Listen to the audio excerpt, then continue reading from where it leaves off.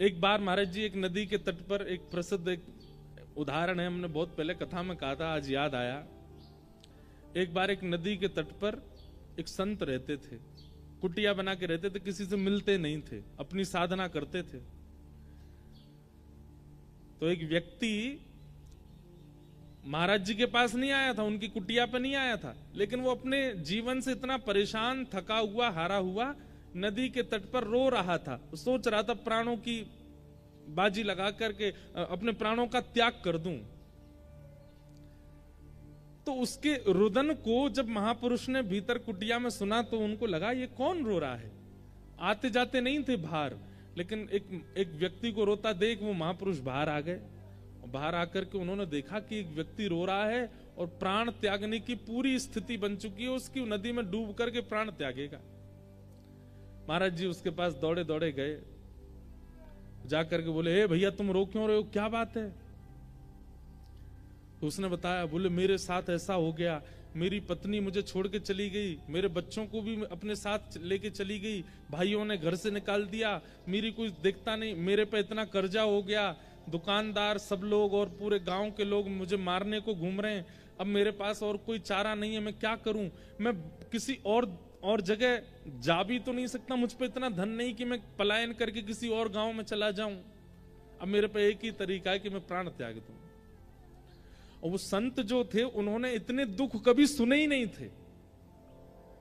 वो तो इतने, अरे राम राम राम, ये सब हो रहा है तुम्हारे साथ। बोले हाँ।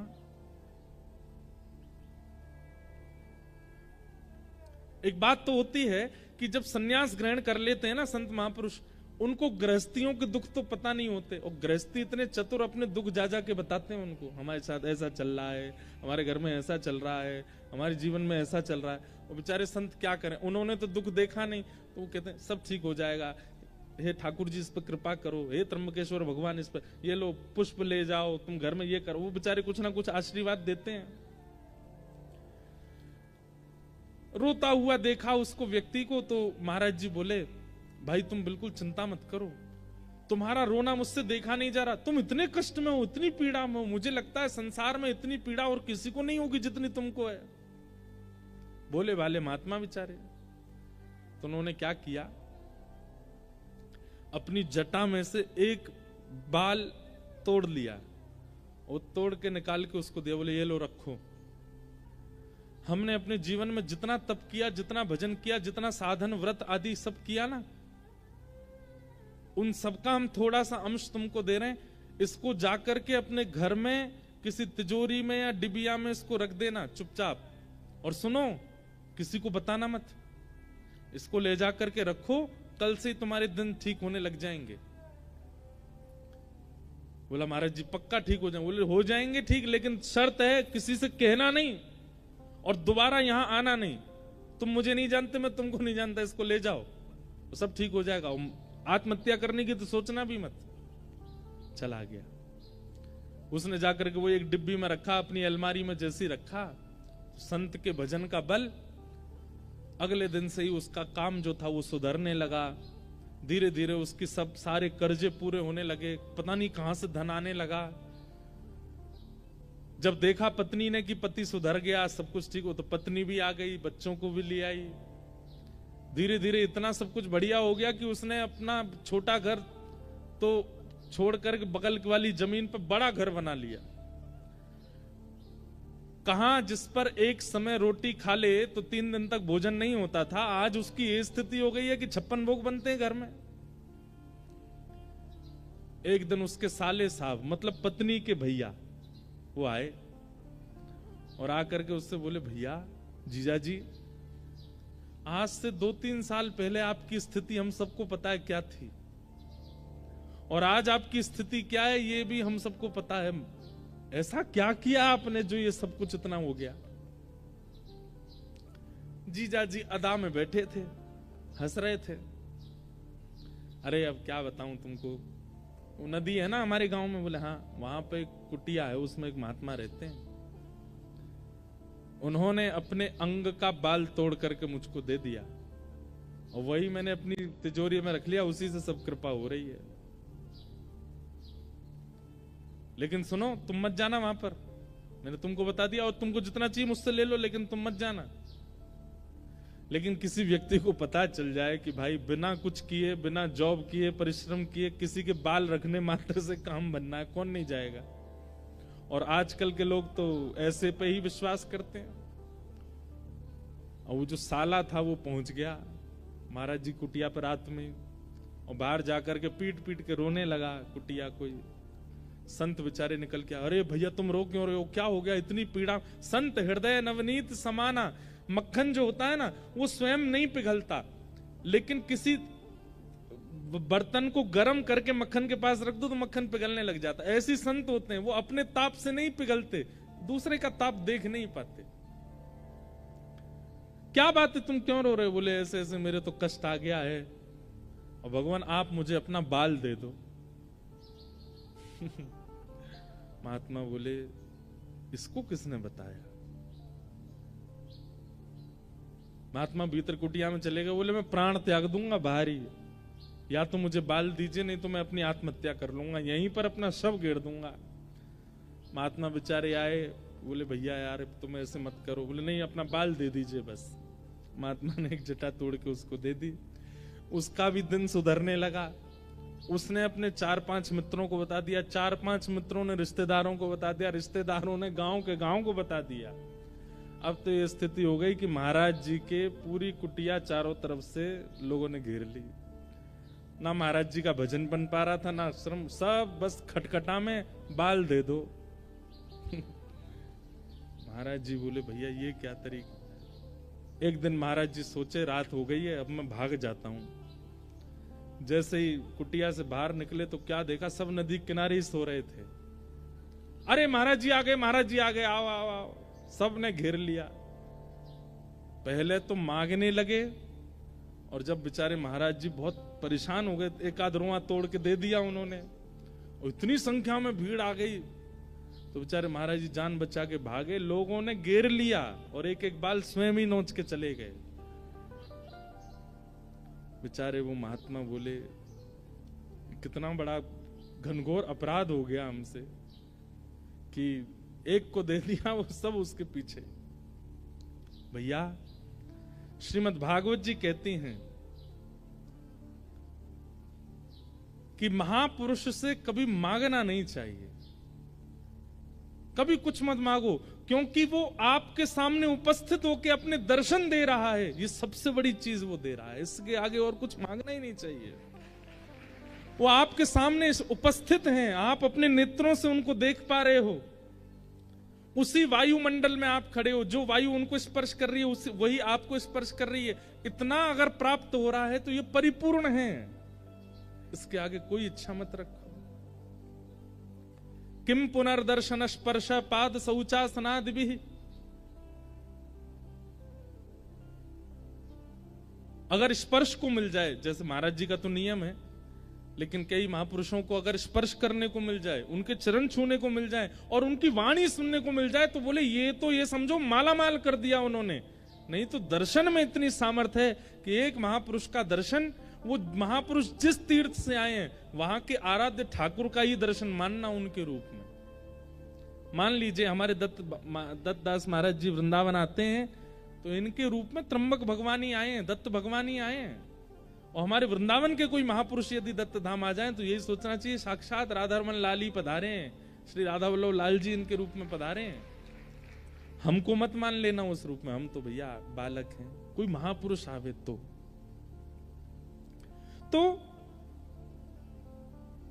जब अभावग्रस्त जीवन होता है ना, तो सबसे उम्मीद होती है कि हमें कुछ मिले। व्यास मिश्र जी ने सब कुछ देखा जीवन में, लेकिन संतान नहीं थी। तो व्यास मिश्र जी के ही बड़े भैया थे नरसिंह आश्रम जी, वे सन्यास ग्रहण कर चुके थे और सन्यास आश्रम में रहते थे।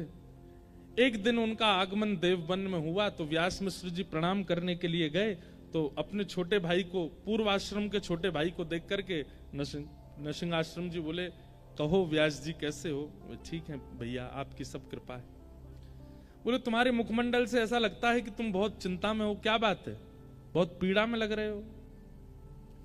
व्यास मिश्र जी बोले पीड़ा तो कुछ नहीं है, बस संतान नहीं है। तो नरसिंह आश्रम जी बोले भैया ये तो प्रारब्ध है, भाग्य में होगा तो मिलेगा, तुम्हारे भाग्य में नहीं होगा तो फिर तुम दोनों पति पत्नी मिलके भजन करो ठाकुर जी का। भाग्य पर विश्वास रखो, होगा तो मिलेगा, नहीं तो कोई बात नहीं। तो ये बात सुनकर के व्यास मिश्र जी के बगल में बैठी हुई उनकी पत्नी तारा जी, मतलब हरिवंश महाप्रभु की माता जी, वो बोल पड़ी। वो क्या बोली?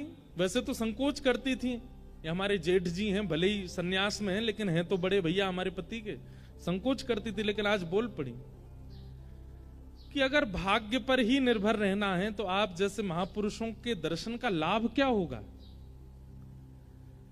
यदि जीवन में भाग्य ही सर्वोपरि होता है, भाग्य ही सर्वाधान होता है, तो आप जैसे महापुरुषों के दर्शन, प्रवचन और स्पर्श से हम लोगों को प्राप्त क्या होता है?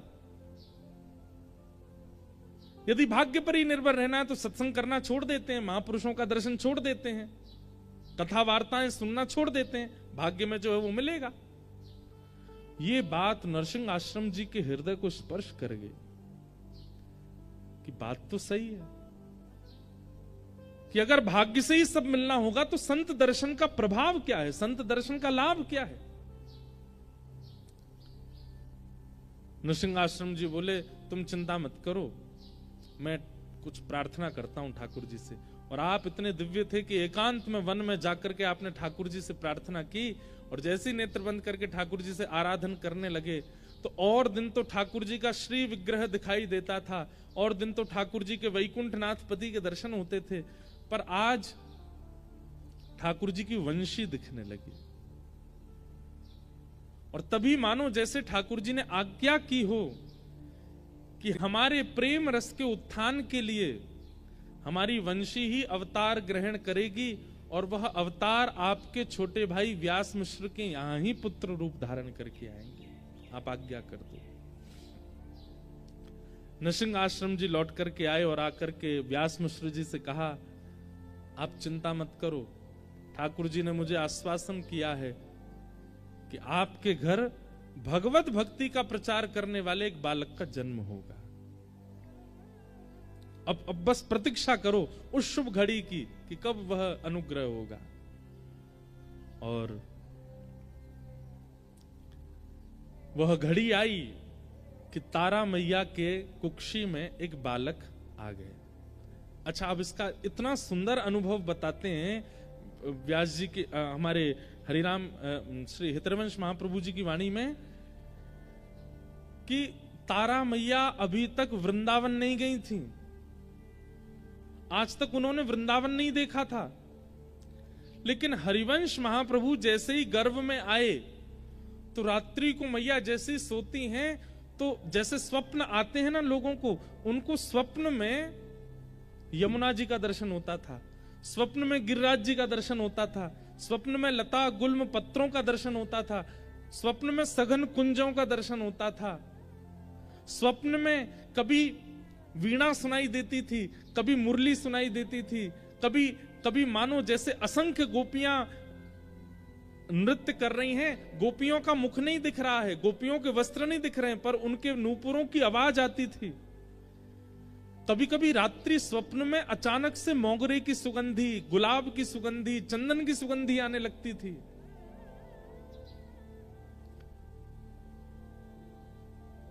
और इन सब स्वप्नों को देख करके वे जैसे ही उठ के बैठती थी तो उनके मुख से पहला शब्द निकलता था, श्री वृंदावन। व्यास मिश्र जी उठ के बैठ जाते, क्या हुआ देवी? बोले पता नहीं, सघन वन दिखाई देता है, कलकल करती नदी दिखाई देती है, वेणु की ध्वनि सुनाई देती है, चंदन की सुगंधी आती है, नूपुरों की ध्वनि सुनाई देती है। मतलब वृंदावन का जितना रूप है बिना वृंदावन गए उनको अनुभव होने लग जाता था। महाराज जी, वृंदावन अचल नहीं है, सचल है।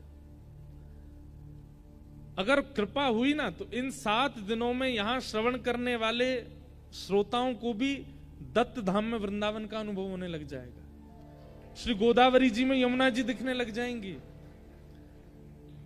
यहां के आसपास के वन्य क्षेत्र में गिरिराज जी का दर्शन हो जाएगा, और ज्यादा नहीं कहूं तो श्री दत्त भगवान में हमारे बिहारी जी दिखने लग जाएंगे।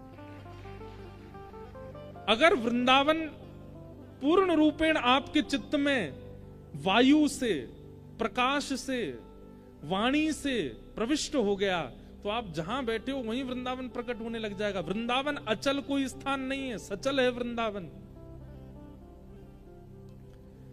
और इस बात का प्रमाण व्यास मिश्र जी की पत्नी तारा मैया, श्री हितरवंश महाप्रभु की माता जी, उनको वृंदावन का अनुभव होने लगा।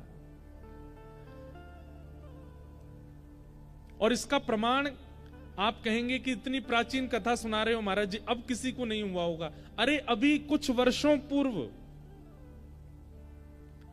इस भारत भूमि को सौभाग्य प्राप्त हुआ राधा बाबा महाराज, जो कि गोरखपुर में विराजते थे। गीता प्रेस की स्थापना करने वाले पूज्य श्री भाई जी और श्री राधा बाबा महाराज दोनों एक दूसरे के संग विराजते थे गोरखपुर में। तो जिन श्री राधा बाबा महाराज की हम चर्चा कर रहे हैं, वे कभी वृंदावन आए ही नहीं महाराज जी, कभी वृंदावन नहीं गए। लेकिन वृंदावन की एक एक वस्तु का वर्णन उन्होंने अपनी ग्रंथों में किया। वृंदावन की रज की महिमा, वृंदावन की यमुना जी की महिमा, ब्रजवासियों की महिमा, वृंदावन के दर्शन की महिमा, वृंदावन के मौसम की महिमा, गिरिराज जी की महिमा, परिक्रमा की महिमा, वृक्षों की महिमा, कुंज निकुंजों की महिमा। अरे कहां तक कहें, वे गोरखपुर में बैठे बैठे पूरे वृंदावन का नक्शा बना देते थे और कहते थे यहां पे ये मंदिर है, यहां पे ऐसा है, यहां पे ऐसा। कभी वृंदावन नहीं आए। किसी ने उनसे कहा बाबा आप वृंदावन क्यों नहीं जाते? बोले मैं अगर वृंदावन गए हो तो वापस नहीं आ पाऊंगा, इसलिए वृंदावन गए ही नहीं। वृंदावन सचल है, अचल नहीं है। और वृंदावन कोई स्थान नहीं है, वृंदावन कोई गांव नहीं है, वृंदावन कोई भूमि नहीं है। श्री राधा कृष्ण दोनों का प्रेम हृदय ही श्री वृंदावन है, वो विचरण करता रहता है। अनेक कथाओं का, अनेक अनुष्ठानों का अनेक फल होता है। आप गायत्री अनुष्ठान करेंगे उसका फल अलग है, भागवत कथा सुनेंगे उसका फल अलग है, यहां रह करके आप पुरुषण करेंगे उसका फल अलग है। लेकिन 7 दिन तक वृंदावन रस चर्चा का केवल एक ही फल है, चित्त में प्रेम का उद्दीपन होना, प्रेम प्रकट होना, क्योंकि वृंदावन केवल प्रेम देता है और कुछ नहीं। तारा मैया को उस प्रेम का अनुभव हो रहा था, मानो जैसे रोम रोम कहता हो चलो वृंदावन, चलो वृंदावन, चलो वृंदावन। और कुछ महीने हुए थे गर्भ में बालक को कि तारा मैया अब व्यास मिश्र जी से कहती हैं कि मुझे वृंदावन ले चलो, मुझे वृंदावन ले चलो। उस काल में इतनी व्यवस्थाएं तो थी नहीं। तो एक दिन व्यास मिश्र जी ने योजना बनाई और जो बादशाह जिसके यहाँ व्यास मिश्र जी सब अपनी क्रियाएं करते थे, उसको जाके कहा हमें कुछ दिन का अवकाश दीजिए, पत्नी को लेकर वृंदावन जाना है। तो बादशाह ने कहा हमको आगरा जाना एक जरूरी काम से, आपकी अगर इच्छा हो तो हमारे संग ही निकल चलिए, आपकी पत्नी सगर्भा भी हैं, उनकी उचित व्यवस्था कर देंगे, बढ़िया लोग उनको पालकी में लेके चलेंगे, 2-4 सखियां दासियां भी ले लेंगे तो उनको पीड़ा नहीं होगी। और इस प्रकार श्री व्यास मिश्र जी और तारा मैया पहली बार वृंदावन आए। जैसे ही वृंदावन में प्रवेश किया तो तारा मैया की स्थिति ऐसी है, गर्भ में बालक है, पहले कभी आई नहीं है, लेकिन जैसे ही वृंदावन में प्रवेश करती हैं तो व्यास मिश्र जी को कह रही हैं आगे एक चौक आएगा और वहां चौक से दाहिनी ओर जब देखेंगे ना, बाएं ओर जब देखेंगे ना, तो वहां एक तोता बैठा होगा, आप उससे बोलेंगे राधा, तो वो राधा उच्चारण करेगा। व्यास मिश्र जी भी आश्चर्य में, ये सब इनको पता कैसे है? क्योंकि गर्भ में जो बालक है वो साक्षात वृंदावन के प्रकट करता श्री हितरवंश महाप्रभु, वो वंशी के अवतार हैं, ठाकुर जी की वंशी ही आई है। वो जैसे जैसे पहले से बताने लग जाती हैं, यमुना जी का वर्ण कैसा है, यमुना जी की वायु कैसी है, यमुना जी की सुगंधी कैसी, पहले से ही बता देती हैं।